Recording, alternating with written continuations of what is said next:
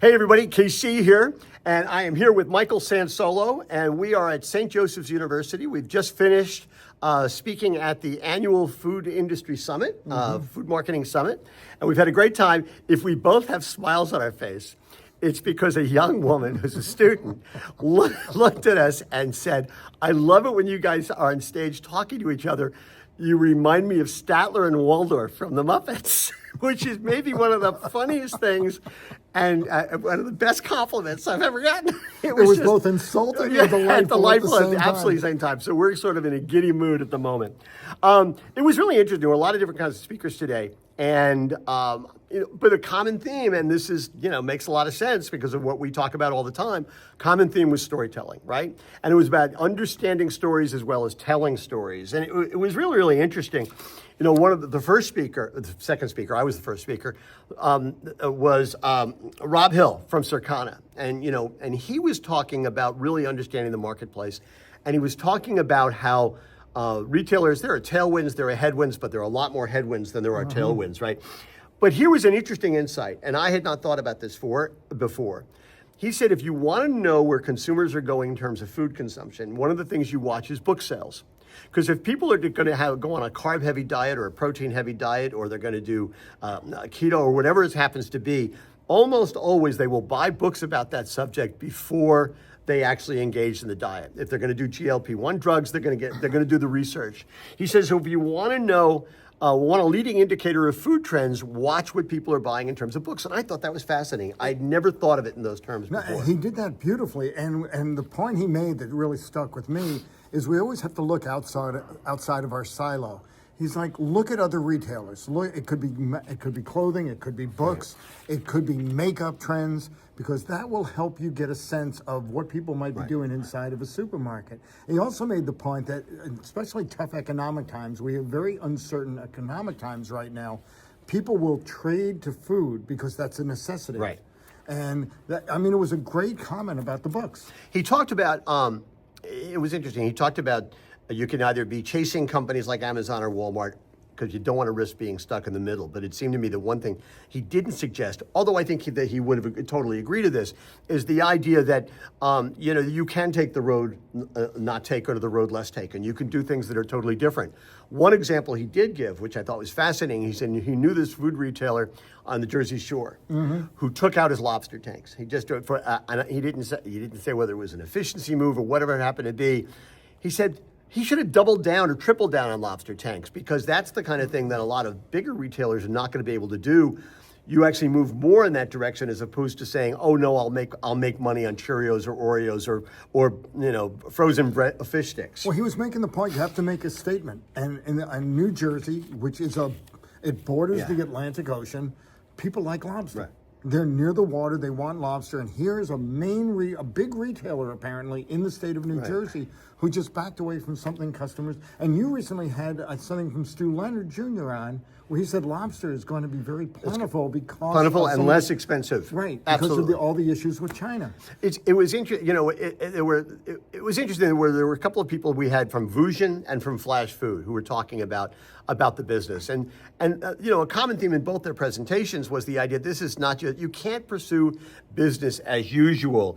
You have to grab every opportunity to communicate with the consumer, listen to the consumer, but also educate the consumer in different kinds of ways. You can't approach the business in the ways that traditionally retailers have.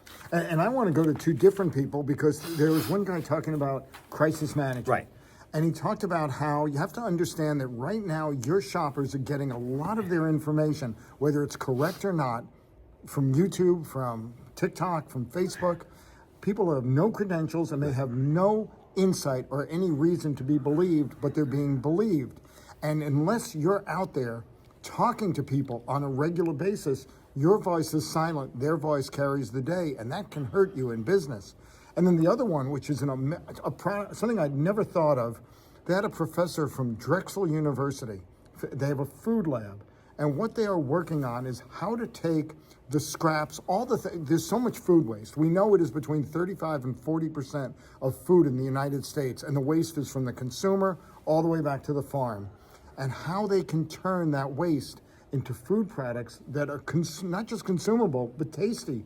It is a trend called upcycling. And as he explained, unless you talk to the consumer, unless you educate them, they're going to say, I don't want to eat garbage. He showed stats that if people are offered these products with no explanation, they're like, I don't want it. If they're given an explanation that by doing this, we're feeding hungry people, we are eliminating food waste, people will actually pay a premium. And this is product that you might have thrown out. They're working on how to make it, and it could be ingredients, it could be the whole product.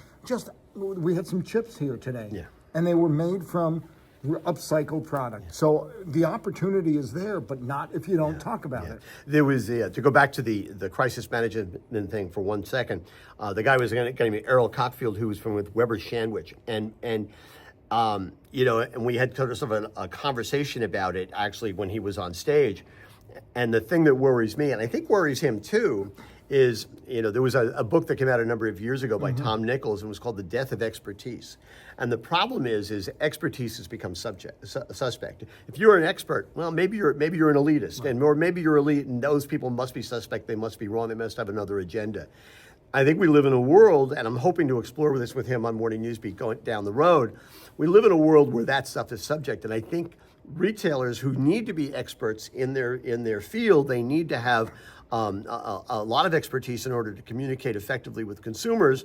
They have to worry about the fact that their expertise may be suspect just because of what it is. He also made a point, and both of us started our career as newspaper reporters, so we can relate to this. When a crisis hits, and if that's the first time you've reached out to the local newspaper, television station, whatever it might be, they don't want to talk to you. They don't know you. Reach out on a regular basis. Sometimes, and again, we know this from having been in journalism, they can be starved for copy. And so if you offer something up like, it's a time of the year we're bringing in a new product that, it's seasonal, or it's, Korean food is hot, and they might use that as a story, and now you have a friend in the media who might be able to help you in a crisis. So you've got to be educating, you've got to be proactive. I mean, in many respects, it was a very upbeat conference because it was all about tools to use to be better at facing modern problems. Last speaker was Pat Hughes from eGrocery, and he focused on unified commerce. And the point he was making is if you unify your message, if you unify your approach, if it is a consistent story that you're telling across all platforms, you're basically able to communicate a relevant and resonant and cohesive value proposition to the consumers. But the minute you don't do that, the minute you allow it to become fragmented, if your message is fragmented, then your value proposition is fragmented, and that's a really dangerous thing to do. I mean, he didn't mention Instacart in his presentation, but one of the things he talked about is how important it is for retailers, especially independent and regional retailers, to own their data. And if they have found themselves in a position where they have basically sold their data, it is time to reconsider that relationship going forward. Because if they do not have that one-to-one relationship with their consumer, and basically that's kind of where I started out this morning, it was the idea of customer connections and communication being of the utmost importance, then you really don't have anything. And by the way, I was going to say that because you shouldn't quote yourself, but Kevin in his presentation talked about the importance of the relationship that the retailer can have with the customer. And it's a great example. I remember Stu Leonard Sr. in the day saying, when a customer, you have to look at them and think about the lifetime spend. You want to have a relationship, because if that person comes to you 2.2 times a week or whatever it is currently, and they're dropping all this money week after week after week, year after year, that's what you're hoping for. That's a relationship. It has to be about long-term customer value, not just about the value of next week's transaction. And by the way, then they'll believe you.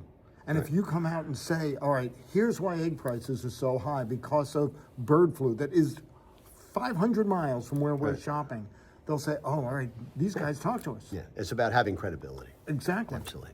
Anyway, that is a brief, about 9-minute report from the St. Joseph's University Food Marketing Conference. It was really, really interesting. If you all have the opportunity next year, you should go. Maybe they'll even invite us back. You never know. Anyway, that's what's on our mind. And as always, we want to hear what's on your mind.